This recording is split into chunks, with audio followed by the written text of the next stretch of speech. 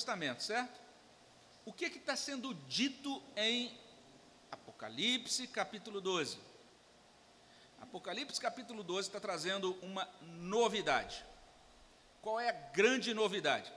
Vamos aqui rodeando o toco, mineiristicamente falando, para depois a gente chegar lá na resposta final a essa pergunta. Mas eu não sei se vocês perceberam, quando a gente estava pregando ali em Hebreus, capítulo 9, Hebreus, capítulo 9, 23, é um texto interessantíssimo. Por quê? Quando a gente olha para Hebreus 8 e 9, está falando sobre como era o tabernáculo do Antigo Testamento, como eram, né, os sacrifícios do Antigo Testamento, e diz que tudo no Antigo Testamento, tudo no tabernáculo, tinha que ser purificado com sangue. Esse é o ensino de Hebreus, nesse capítulo 9. E aí a gente entende isso muito bem, entendi e tal, né, por causa do pecado, tudo manchado pelo pecado, tinha que ser purificado, um Deus santo, né, diante da presença de um Deus santo não pode existir, né, pecado, então por isso tudo tinha que ser purificado com sangue, e a gente vai entendendo isso bem. De repente a gente chega em Hebreus 9, 23 e tem um negócio diferente aí. Alguém pode ler para a gente, Hebreus 9, 23? Olha o que diz. E quem achar, leia aí para a gente bem alto, né?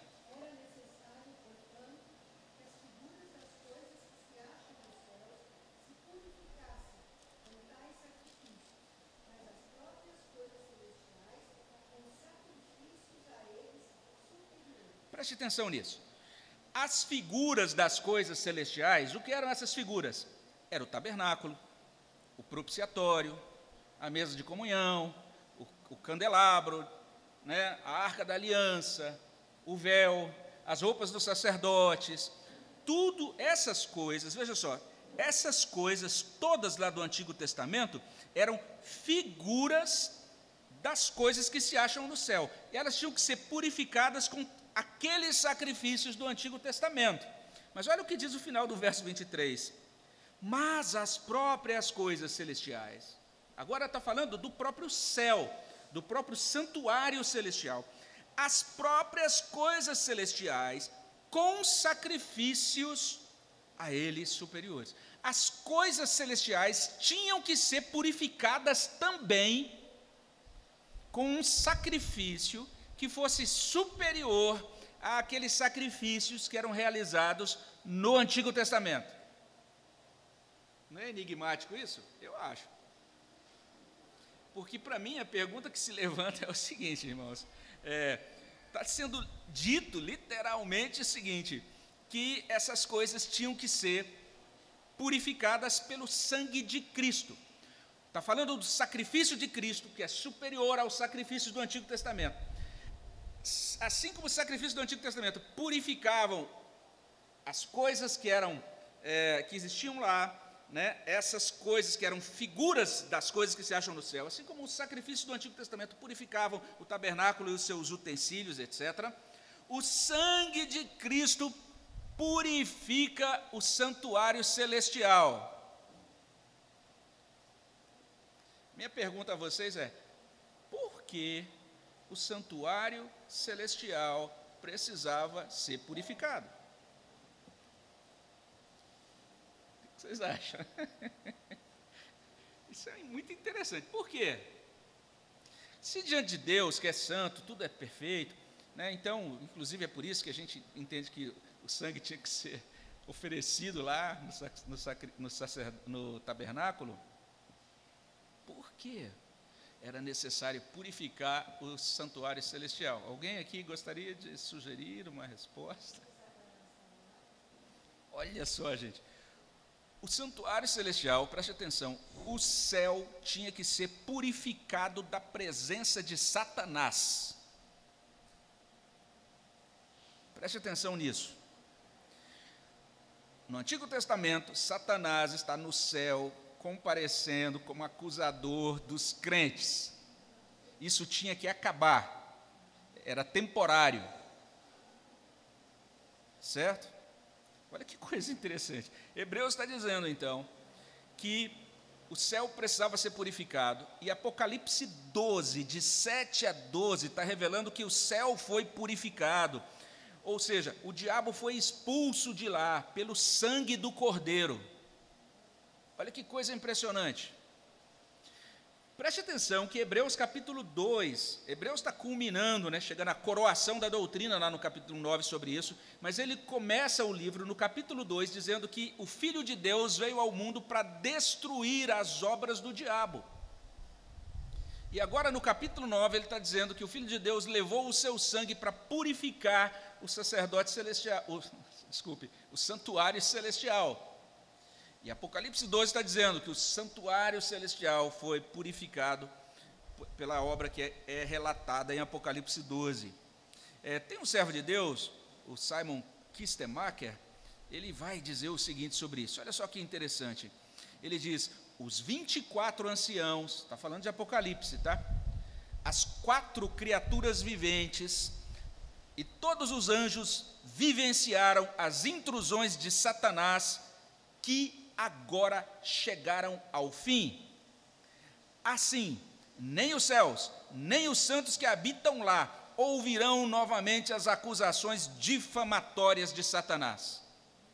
Por meio da vitória de Cristo, o próprio céu foi purificado. Olha que coisa impressionante. Apocalipse vai trazer um pouco disso para a gente. Tem um outro texto também que também chama a atenção. Colossenses 2,15. Abra sua Bíblia lá. Colossenses capítulo 2, versículo 15.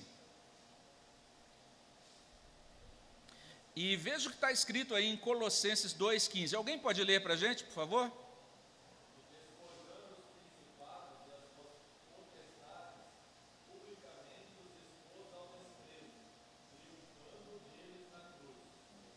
Alguém sabe o que significa esse verbo despojar? Despojar significa o quê? Calma, um de cada vez, todo mundo querendo responder junto. Que coisa bagunçada, está parecendo a igreja pentecostal. Vamos organizar. Despojar, gente, significa saquear, tomar as posses à força. É uma palavra de uso militar. Você vai encontrar muito isso no Antigo Testamento. Se você ler, por exemplo, o livro de Josué, os livros de Samuel, Reis, então você tinha isso. Um exército entrava numa cidade, tomava a cidade e despojava aquela cidade, ou seja, levava todas as riquezas. Despojar é você pegar isso aqui e dizer, agora isso é meu. Isso é despojar.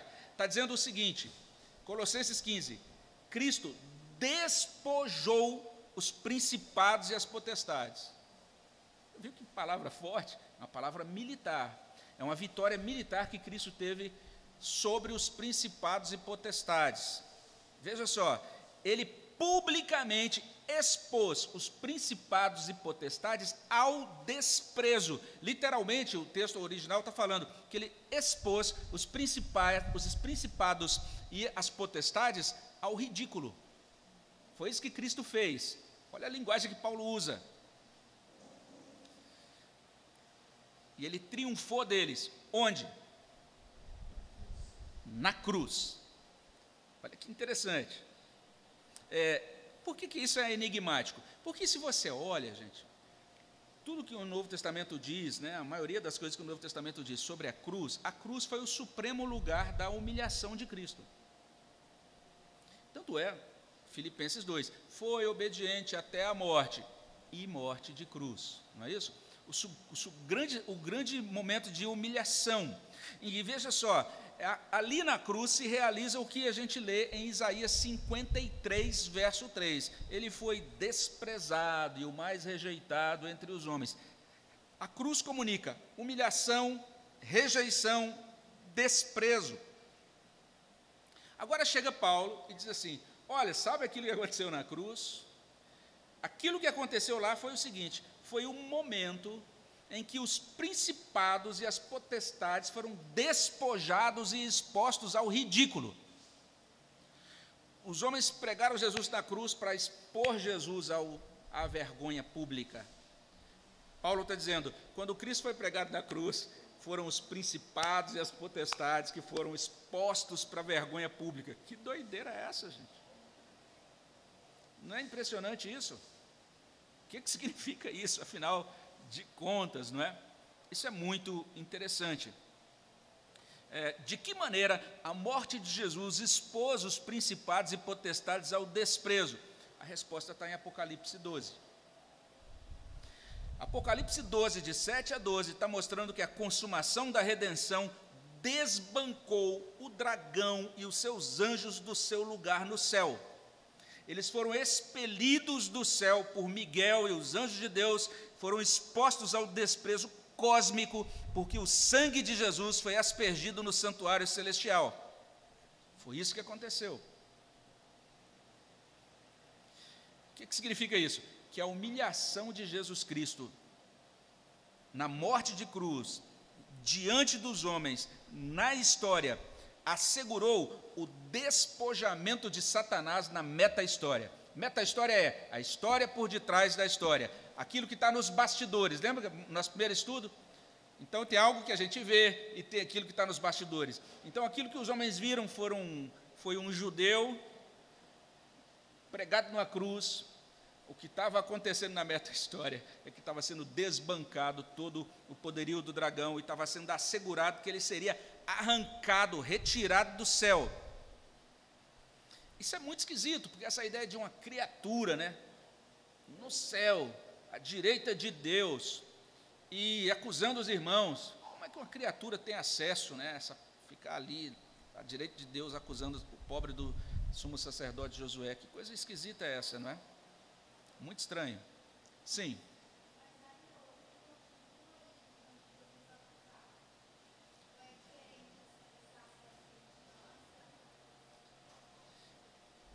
Guarda essa pergunta aí.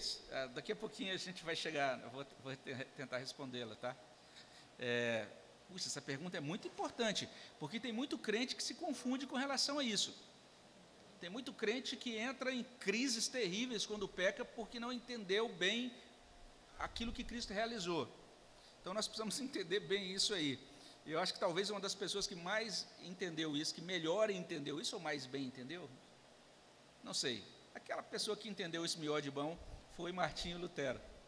Então Martinho Lutero, toda vez que o diabo chegava para ele para tentar acusá-lo, Martinho Lutero tinha uma tratativa com o diabo que mostra que ele entendeu plenamente o que Cristo realizou na redenção. Nós vamos falar sobre isso aqui e vamos chegar lá. Mas veja só, o que a gente quer dizer aqui? Olha para Hebreus 1:3. O que diz lá, gente? Alguém pode ler? Olha que bonito. Tudo isso tem relação, está tudo entrelaçado aí com o Apocalipse 12. Veja Hebreus 1:3. O que diz?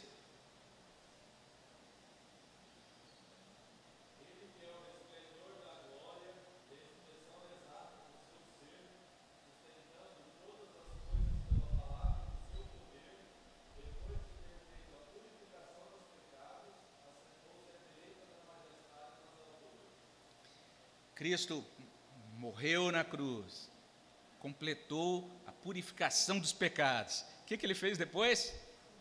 Sentou-se à direita da majestade nas alturas. Você viu que coisa impressionante? Agora, à direita de Deus Pai, tem uma criatura lá, porque Cristo, que é Deus, o resplendor do Pai, ele também é homem.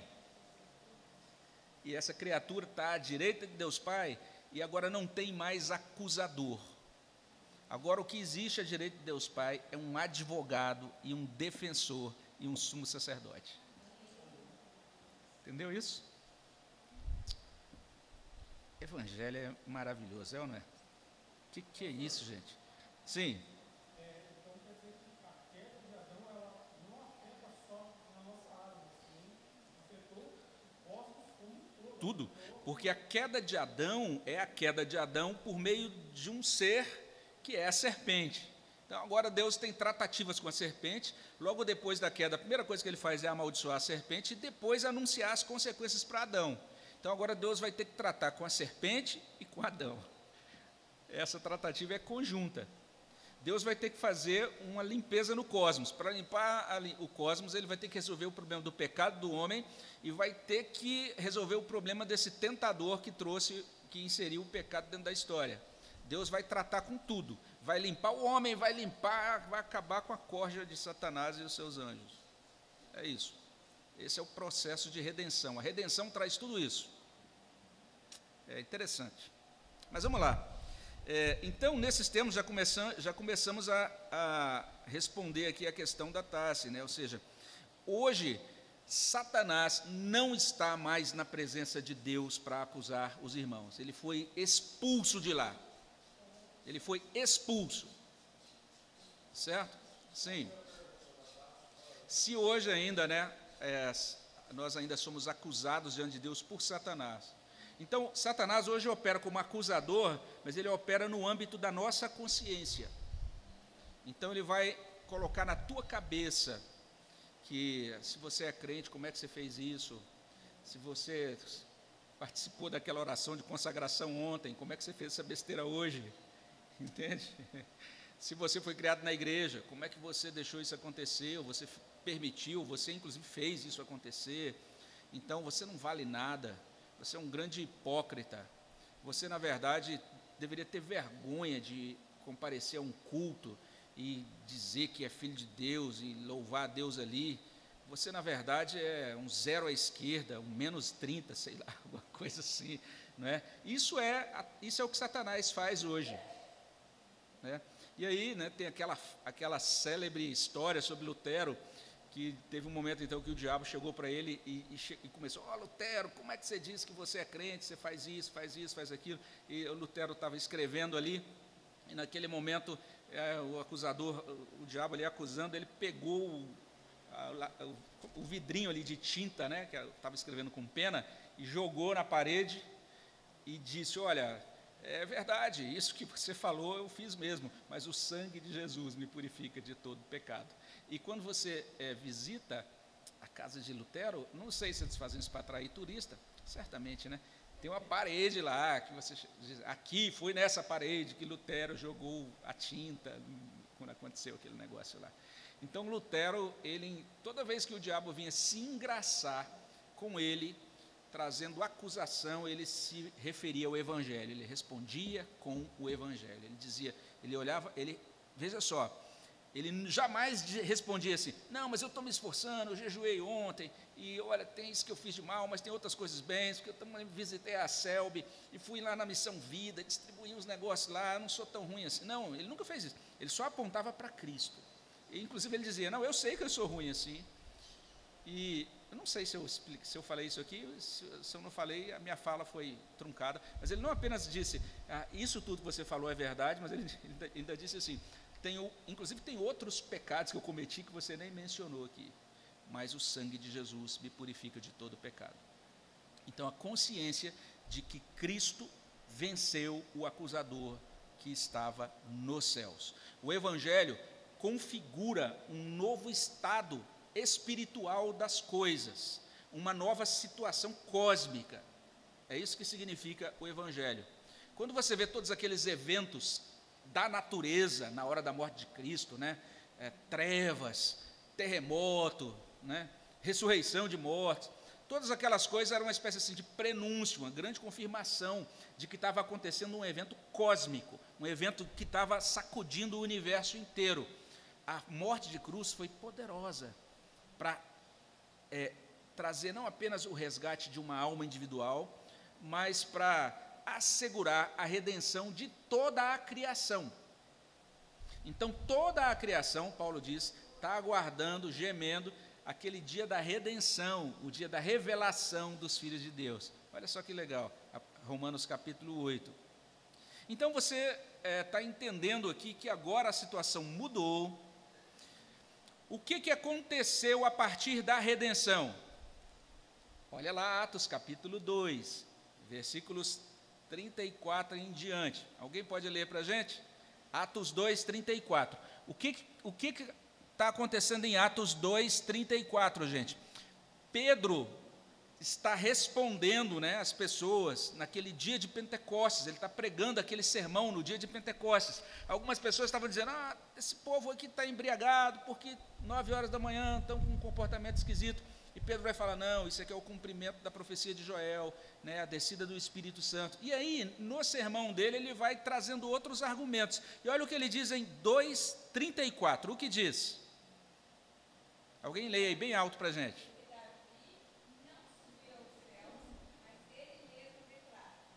Olha.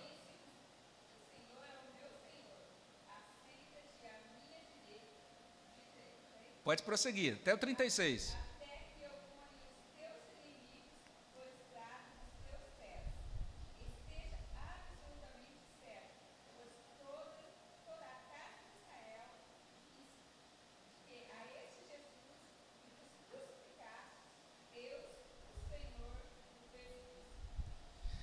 Esteja absolutamente certa, ó casa de Israel, que esse Jesus que vocês crucificaram, Deus o fez Senhor e Cristo.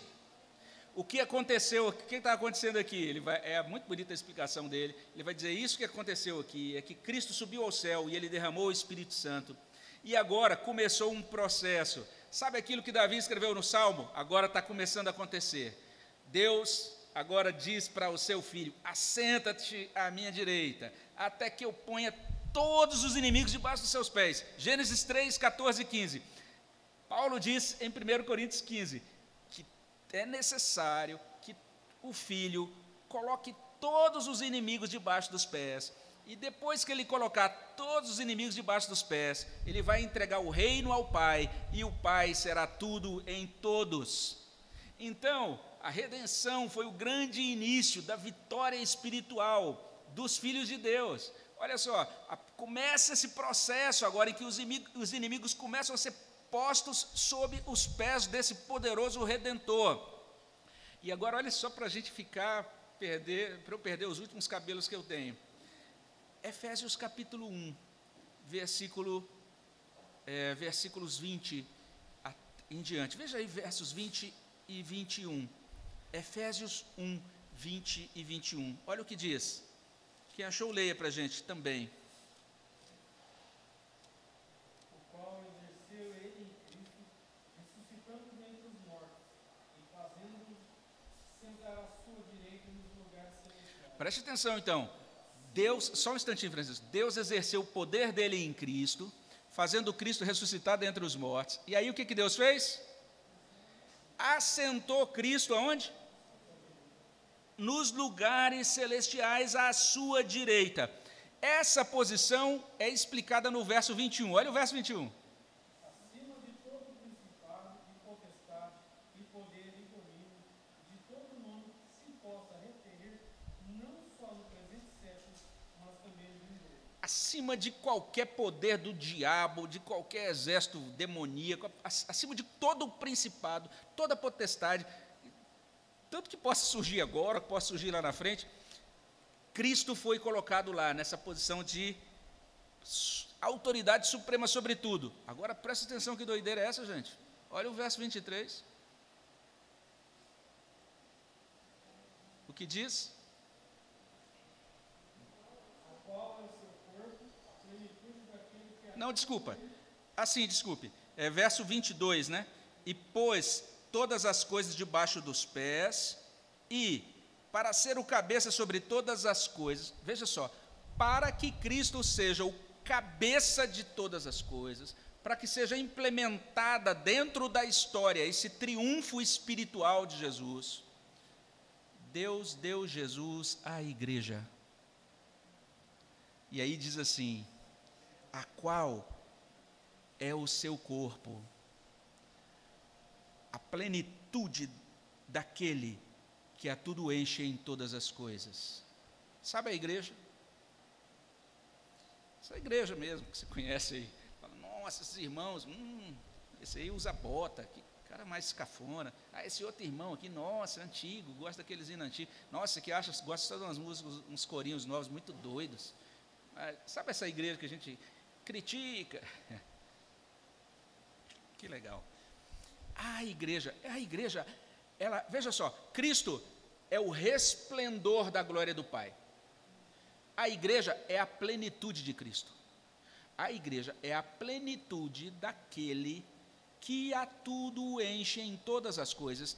E ela está estabelecida aqui para que Cristo domine sobre todas as coisas. Que doideira é essa? Como que é isso na prática? É o nosso sexto estudo, o nosso estudo final, né?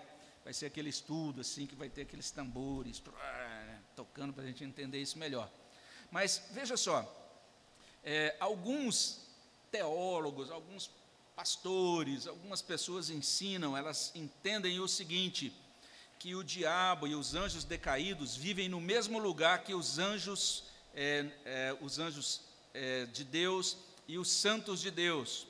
Tem alguns que dizem assim, que nessa esfera ali da presença de Deus, nós temos todos esses seres ali, o diabo, os demônios, os anjos, os santos, e eles mantêm relação uns com os outros e possuem o direito de falar com o próprio Deus. De acordo com Apocalipse 12:7, não. De acordo com Apocalipse 12:7, o crente agora pode ir para o céu sabendo que não vai ter nenhum vestígio de Satanás lá, não vai ter esse negócio mais lá. Ele vai chegar na presença de Deus, nunca vai acontecer de repente ele dizer, agora vou me encontrar com Deus, marquei uma hora agora, e de repente está Satanás na porta esperando para entrar. Não tem isso, não vai acontecer isso lá. Satanás foi expulso de lá, essa é a ideia. E o próprio Kistemaker diz ainda, ele está agora comentando o capítulo 12, verso 10 de Apocalipse, ele diz, quando Jesus subiu ao céu com plena autoridade para governar, Satanás foi expulso do céu. E essa frase, o acusador dos nossos irmãos e irmãs, caracteriza a atividade do diabo na presença de Deus. Essa atividade chegou agora ao fim, porque Jesus é o intercessor em favor dos santos, e esse fato impede qualquer